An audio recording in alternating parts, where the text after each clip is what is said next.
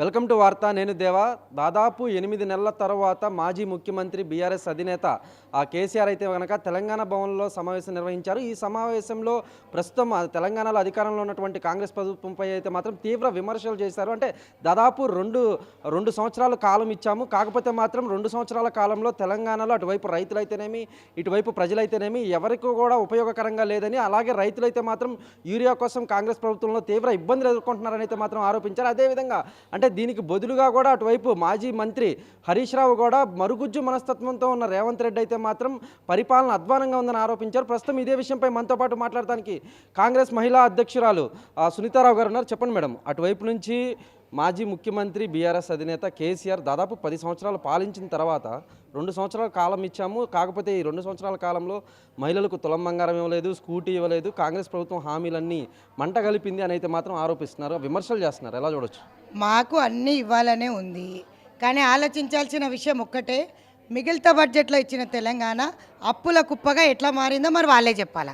మరి ఎవరెక్కడ ఎంత దోసుక తిన్నారో మరి లెక్కలతో పాటు ఈరోజు వైట్ పేపర్ రిలీజ్ చేసింది మా ముఖ్యమంత్రి. దానికి సవాల్ చేస్తూ బయటకు వచ్చి అసెంబ్లీలో మాట్లాడాలా.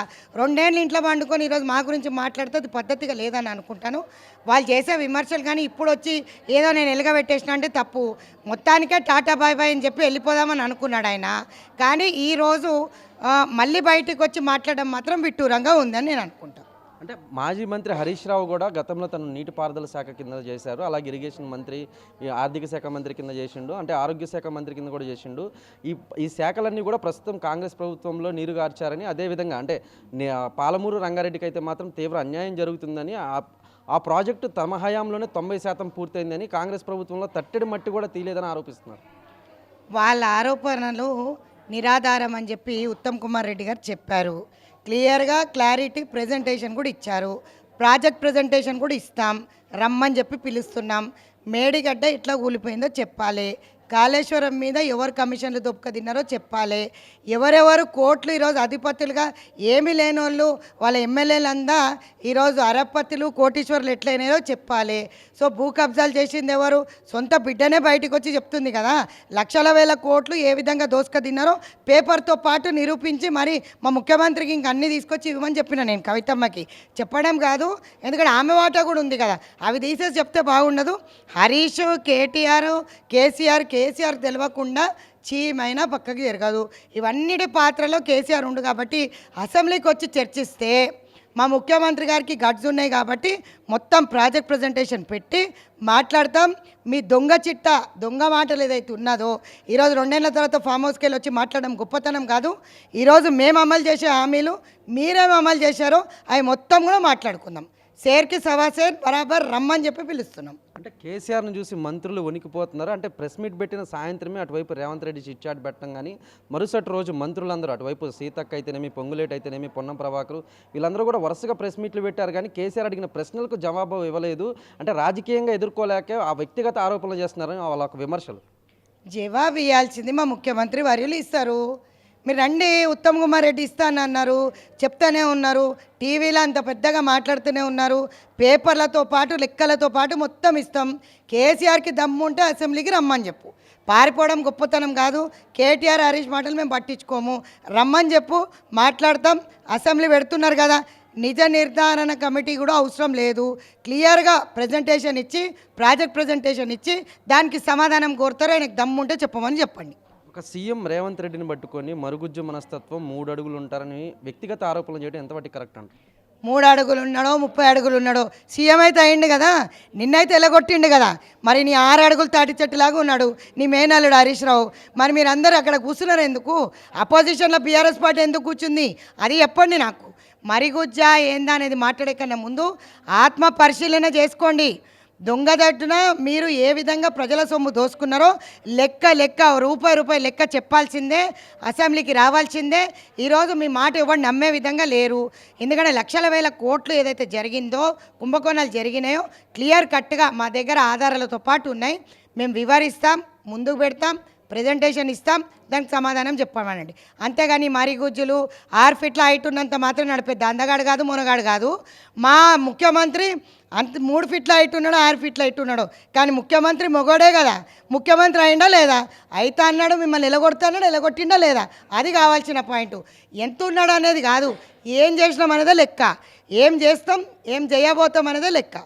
మాజీ మంత్రి హరీష్ రావు తాజాగా మీడియా చిట్చాట్తో గనక తనను అరెస్ట్ చేయడానికి రంగం సిద్ధమైందని కేటీఆర్ను హరీష్ రావును ఫోన్ ట్యాపింగ్ కేసులో అటువైపు సీఎం రేవంత్ రెడ్డి డీజీపీకి చెప్పి మరి కావాలని అరెస్ట్ చేస్తున్నారని కాకి బుక్కు అంటే అటువైపు అధికారులు అయితేనేమి పోలీసులు అయితేనేమి రేవంత్ రెడ్డి చెప్పు చేతల్లో నడుస్తున్నారని వాళ్ళు చట్ట ప్రకారం ముందుకెళ్ళాలి, లేకపోతే మాత్రం ప్రతి ఒక్కళ్ళ పేరు రాసుకొని తర్వాత వారి ప్రభుత్వం వచ్చినాక వారికి బుద్ధి చెప్పాల్సి వస్తుందని అయితే మాత్రం హరీష్ రావు చెప్తున్నారు. చూడండి, ఫోన్ ట్యాపింగ్ అనేది చాలా నికృష్టమైన చర్య. మొగడు పెళ్ళాలు మాట్లాడుకుంటే కూడా ఈరోజు అది కూడా ఫోన్ ట్యాప్ చేసి ఇన్న సంస్కృతి కూడా వాళ్ళకే ఉంది. సిగ్గు శరం మొత్తం వదిలేసినాం.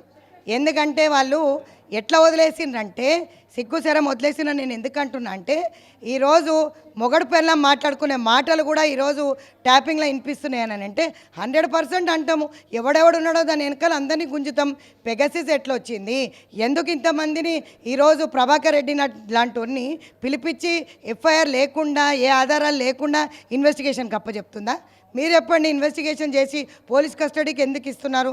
నన్ను ముట్టొద్దు అని చెప్పి సుప్రీంకోర్టుకి వెళ్ళి హైకోర్టుకి పోయేసి ఆయన ఆర్డర్లు ఎందుకు తెచ్చుకుంటున్నాను? దొంగలే. అలీబాబా 40 స్టోర్ ఉండే, చేసిన తప్పులు. నా ఫోన్ కూడా ట్యాప్ అయింది. నేను వస్తున్నాను ధర్నా కంటే నాకన్నా ముందు 200 మంది పోలీసు వాళ్ళు వస్తారు. ఎట్లా వస్తారండి? ఎట్లా వస్తారు చెప్పండి. ఎక్కడ పోతున్నాను ఏంది అనేది హౌస్ అరెస్ట్లు చేయించినారు. ఎట్లా తెలుస్తుంది? నేను నా కార్యకర్తలతో మాట్లాడుకున్న ఫోన్లు మీరు వినకపోతే మమ్మల్ని ఏ విధంగా అరెస్ట్ చేసి లోపల తీసుకుపోయాను. డీజీపీ ఆఫీస్కి వస్తానంటే ముందే అక్కడికి చేరిపోతారు. ఇంటెలిజెన్స్ అంతా ఈ విధంగా వాడతారా? సో అందుకే ఎవరి మీద ఈ ఛార్జెస్ ఉన్నాయో ఖచ్చితంగా ఫేస్ చేయాల్సిందే.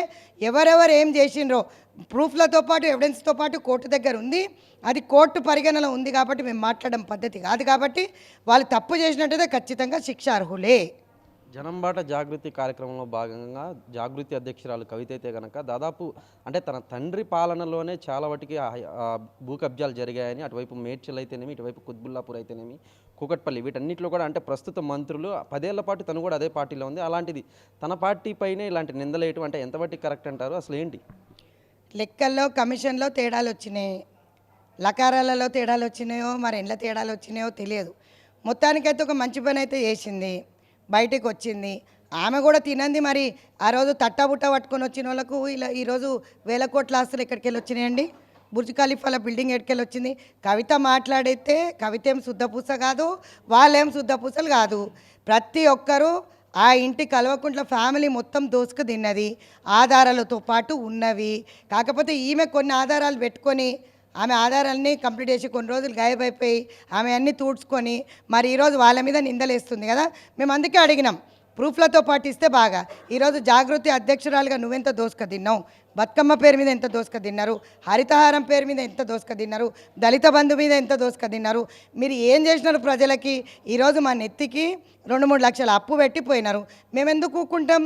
దోసుక తిన్న వాళ్ళని ఎవ్వరూ వదలరు.